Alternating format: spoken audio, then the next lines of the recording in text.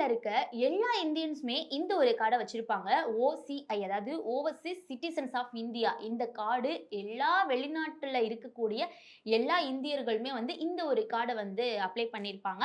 So இந்த card எதுக்கு அப்படின்னா, இது வந்து டூயல் சிட்டிசன்ஷிப்பா அப்படின்லாம் கிடையாது. ஆனால் அதோட பெனிஃபிட் வந்து இருக்கும் அப்படின்னு சொல்றாங்க. ஸோ இந்த கார்டு இப்போ அப்ளை பண்றதுக்கு கிட்டத்தட்ட 25,000 இனிமே செலவாக போகுது அப்படின்ற மாதிரி ஒரு ரூலை தான் சேஞ்ச் பண்ணியிருக்காங்க. இந்த ஒரு நியூ ரூலை பத்தி தான் இந்த வீடியோல பார்க்க போறோம். இந்த 2026 ஏப்ரல் மாசத்துல இருந்து தான் இந்த ஓசிஐ கார்டோடைய ஹோல்டர்ஸ்க்கு ஒரு மேஜர் அப்டேட் வந்திருக்கு அப்படின்னே சொல்லலாம். ஸோ இந்த சேஞ்ச் வந்து சாதாரண அப்டேட் கிடையாது. ஏன்னா டைரக்டா ஃபீஸை இன்க்ரீஸ் பண்ணி அப்ளை பண்றவங்களுக்கு ஒரு பெரிய பேர்டன் அப்படின்னே சொல்லலாம். ஏன்னா இது வந்து இதோடைய அப்ளை பண்றதுக்கான சார்ஜஸ் வந்து இன்க்ரீஸ் ஆயிருக்கு. எவ்வளோ இன்க்ரீஸ் ஆயிருக்கு அப்படின்னா, ஓசிஐ கார்டு நியூ அப்ளிகேஷன் ஃபீ இப்போ $275 ஃபிக்ஸ் பண்ணியிருக்காங்க. இந்திய மதிப்புக்கு இப்போதைக்கு 22,000 இருந்து 25,000 வரையும் இருக்கும் அப்படின்ற மாதிரி சொல்றாங்க. ஸோ இது லைஃப் டைம் வீசா மாதிரி. ஸோ இந்த கார்டை நீங்க எங்க வேணாலும் யூஸ் பண்ணிக்கலாம். அதே மாதிரி இவ்வளோ காஸ்ட்னா ஒரு சாதாரண மிடில் கிளாஸ் என்ஆர்ஐக்கு வந்து இது ஒரு பெரிய ஷாக்காக தான் இருக்கும் அப்படின்னே சொல்லலாம். இது மட்டும் இல்லாமல் service charges, ICWF charges, processing charges, இது எல்லாமே சேர்த்து ஆக்சுவல் இன்னும் செலவு வந்து காஸ்ட் வந்து அதிகமாக தான் இருக்கும்னு சொல்கிறாங்க. ஸோ ஃபைனல் அமௌண்ட் வந்து கிட்டத்தட்ட $290 வரும் அப்படின்ற மாதிரி சொல்கிறாங்க. ஸோ அதே மாதிரி டூப்ளிகேட் கார்டு வேணும் அப்படின்னா அதுக்கு தனியாக வந்து $100, பிஐஓ ஓசிடியை கன்வெர்ட் பண்ணோம் அப்படின்னா அதுக்கு தனியாக $100.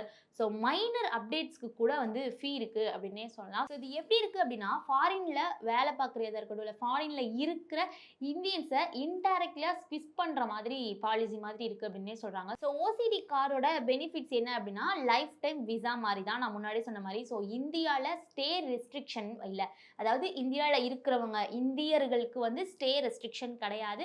ப்ராப்பர்ட்டி அங்கே நீங்கள் வந்து வாங்கலாம் அப்படின்ற மாதிரி சொல்கிறாங்க. ஸோ இப்போ பெனிஃபிட்ஸ்க்காக இந்த அளவு செலவு பண்ணணுமா அப்படின்றத யோசிப்பாங்க. ஏன்னா இது சிட்டிசன்ஷிப் கார்டெலாம் கிடையாது, அதோட பெனிஃபிட்ஸ் வரும். ஆனால் இது ப்ராப்பர்ட்டிலாம் வாங்கலாம் அப்படின்னு. ஆனாலும் இந்த மாதிரியான பெனிஃபிட்ஸ்லாம் வந்து இவ்வளோ செலவா அப்படின்னு பார்க்கும்போது கொஞ்சம் வந்து ஹையாக தான் இருக்குது, கொஞ்சம் ஷாக்காக தான் இருக்குது. ஏன்னா இது வந்து டியூயல் சிட்டிசன்ஷிப் கார்டெலாம் கிடையாது, அதோட பெனிஃபிட்ஸ் வந்து அனுபவிக்கலாம். ஸோ அதனால தான் இந்த ஓசிஐ கார்டை எல்லாருமே வாங்குவாங்க. ஸோ ஃபாரின்ல இருக்கிற இந்தியர்களுக்கு தான் இந்த அப்டேட்னு சொன்னேன். ஸோ எத்தனை பேர் ஓசிஐ கார்டு வச்சிருக்கீங்க? ஸோ அவங்க வந்து முன்னாடியே அப்ளை பண்ணிட்டாங்க அப்படின்னா, முன்னாடி எவ்வளோ சார்ஜஸ் வந்து ஃபிக்ஸ் பண்ணியிருந்தாங்க, இப்போ வந்து எல்லா சார்ஜஸும் சேர்த்து $290 வரையும் வந்து ஃபிக்ஸ் பண்ணியிருக்காங்க. ஸோ முன்னாடி எப்படி இருந்துச்சு, முன்னாடிக்கும் இப்போவும் எந்த மாதிரியான டிஃப்ரென்ஸ் வந்து சேஞ்ச் ஆயிருக்கு அப்படின்றத மறக்காம கமெண்ட்ஸில் சொல்லுங்கள். அதே மாதிரி நீங்கள் ஓசிஐ கார்டு வச்சிருந்தீங்க அப்படின்னா எந்த அளவுக்கு பெனிஃபிட்ஸ் இருக்குது அப்படின்றதையும் மறக்காம கமெண்ட்ஸில் சொல்லுங்கள். ஸோ ஓசிஐ கார்டு இல்லாதவங்களா இருக்கட்டும், இல்லை இப்போ தான் அப்ளை பண்ண போகிறேன் அப்படின்றவங்க இந்த இன்ஃபர்மேஷனை பார்த்து தெரிஞ்சுக்கட்டும். மோர் இன்ஃபர்மேஷனுக்கு நம்ம சேனலை ஃபாலோ பண்ணிக்கோங்க. மேலும் ஈடி தமிழ் சேனல்ல வரப்போகும் பிசினஸ் மற்றும் அது ரிலேட்டடான வீடியோவை பார்க்க உடனே கீழே இருக்க சப்ஸ்கிரைப் பட்டனை கிளிக் பண்ணுங்க.